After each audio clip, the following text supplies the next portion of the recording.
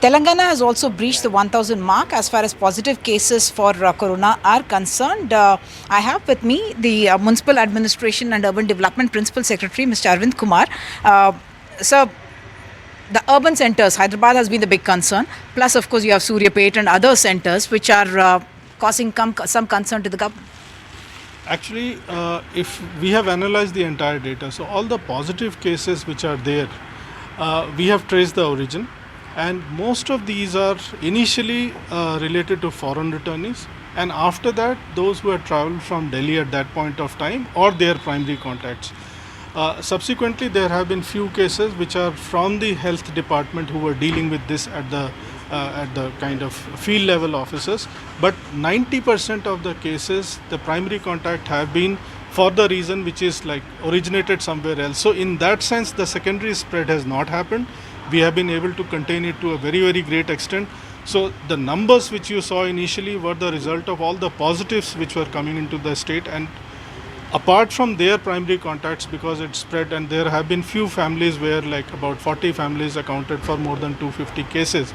Apart from that, we have been able to contain to a very large extent. Now with the Ramzan festival, people are coming out. Obviously, I know you've put out messages saying that no religious congregation will happen, but the numbers coming out, is that possible to still contain them during lockdown?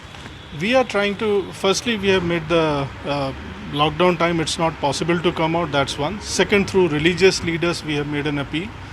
Thirdly, what we are saying is in our Annapurna scheme, which is cooked meal, we have timed the dinner to coincide with the iftar timing for them. And through religious leaders, in fact, we have made the request and we have said that come out around that time, have meal at our Annapurna centers and go back.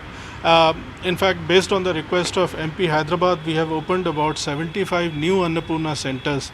So all these efforts are to ensure that people don't come out, they don't congregate, and they remain at their homes. And we are hopeful that this message will go down, and that to a great extent we'll be able to contain in this. Well, that may be asking for too much, but have you also tailor-made the Annapurna thing to suit with certain kind of foods that they actually eat during this time? We don't serve non-veg in Annapurna, but we have ensured that it's highly nutritious. The number of vegetables, etc., have been improved for the dinner, and we are hopeful that they are finding it very nutritious. Yeah. Journalists elsewhere have been seen as a high-risk group, and wherever they have tested, they seem to be showing very high positivity rates. In Telangana, thank you for actually releasing this. It's Mr. Abhishek of Ixora FM has in fact sponsored through his company. What are the things that are there in this, and what is the kind of concerns that you have regarding journalists? So before we started, we have been seeing that wherever we are going in the field, especially containment zones, etc., we have our journalist friends, especially those from electronic media, and they are going around there. They are not wearing gloves. Some of them are having very basic masks. Some are not even wearing masks. So it's like they are exposing themselves without realizing the dangers involved in it. And we have seen cases coming from Mumbai, etc. So we thought it appropriate that all our journalist friends, especially those who are in the field and in the front line, all the electronic media, photographers, we should give the basic kit. So the kit contains, we have one N95 mask. We have a face shield which basically protects them when they are in the high risk area like containment zone. We have other masks, sanitizer bottles, and pairs of gloves, etc. So this is a very basic kit, but it will be available with each of the electronic media and photographer. We are also trying to give one of the sprayer disinfectants so they can spray their instrument, and then I think the safety levels will go up tremendously. Testing in Telangana has not been very high. Others have in fact opted for testing even journalists. Is that a strategy that the government consciously is thinking is not required because so many people are asymptomatic? Right now testing is going on based on the cases which are being received, but among the journalists also, if anyone is having any symptoms as such, it will be done, testing will be done immediately. But community as such, all the journalists, the numbers will go up, and then it leads to some kind of scare. So I think wherever there are symptoms, those cases will be tackled immediately. Kurnool's MP in fact seemed to indicate that there could be community spread now because 5 of his family members have tested positive. Is there any such concern in Telangana? You did mention that it is all foreign returnees or Markaz returnees whose contacts you have been able to put it to. Are there random cases also that have come up? And also the fact that the after the quarantine period the symptoms or the positivity is showing up? See, this virus, I think the process is evolving, and we are not sure that after how many days it's resurfacing, if it's going to resurface at all. But given the present scenario, more than 95% of the cases which have come in Hyderabad, we have traced their origin to places which were like imported from elsewhere, and the other 5% cases are the ones which got infected, say, in the hospital or in the process. So each of the cases, when we did the contact tracing, the secondary spread per se has not happened. So it's either the person who got infected elsewhere and his family members, or those who got in touch with their family members. So far we have been able to contain like this, and we are monitoring it extremely carefully and very, very closely. In fact, we have got our teams, survey teams in each of the containment zones, and their only job is to go around and collect data on this. And I think the contact tracing part so far has been quite successful for us. And I just wanted to talk also about the Annapurna canteens. You have scaled it up hugely. What is the kind of numbers of ready-made meals that you're serving every day, and that it could possibly be the biggest such kitchen operating anywhere? Before this COVID virus started, we were serving about 40,000 people lunch every day, and we were collecting a nominal amount of 5 rupees from each of them. It used to contain a dal, a vegetable, and rice, and a water sachet.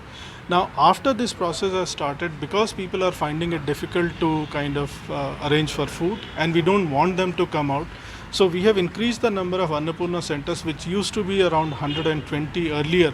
Now the numbers have gone up to more than 300. We have made it both lunch and dinner. Thirdly, we have made it absolutely free, so we are not even collecting 5 rupee. The numbers, when we are talking about from 40,000 people earlier, now the number has crossed 220,000, and we are ready to go up to 300,000 people also.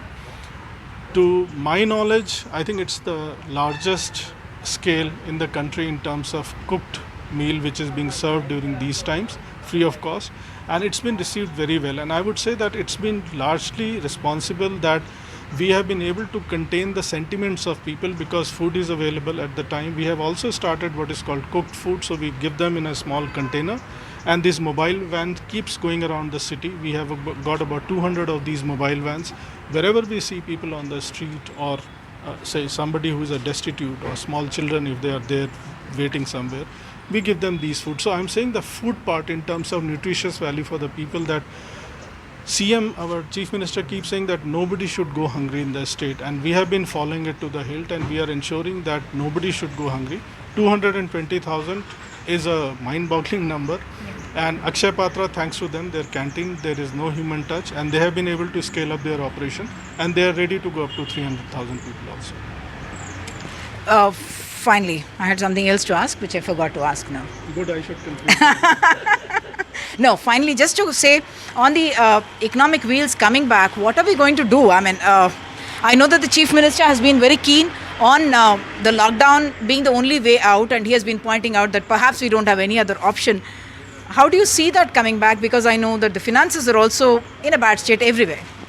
Our Chief Minister on more than one occasion has said that at this point of time, life is more important than anything else, and if we are able to save lives, every other thing can be taken care of in due course. So our first priorities right now is to contain the spread of virus and to minimize the number of cases which are coming. So all our focus has been on this. Of course, because of this virus, the economy has taken a hit. Our internal resources, it has become difficult for the time being, but the state government, the cabinet, and in fact the finance team is working on it as to what can be the possible alternatives and innovative methods of kind of trying to find ways out. But practically all sectors, including construction, including building activities, industries of course, unorganized sectors, SMEs, they have taken a hit, and I think it will require a lot of time for us to kind of sit and then come out with viable alternatives. Cabinet is going to meet very shortly on this, and I think something useful will come out. Thank you so much. So Telangana certainly believing that lockdown is the way forward, economic hit, that's something that they will have to figure out, certainly hoping that the centre also will cooperate. In Hyderabad, with camera person Nagaraju, Uma Sudhir, NDTV.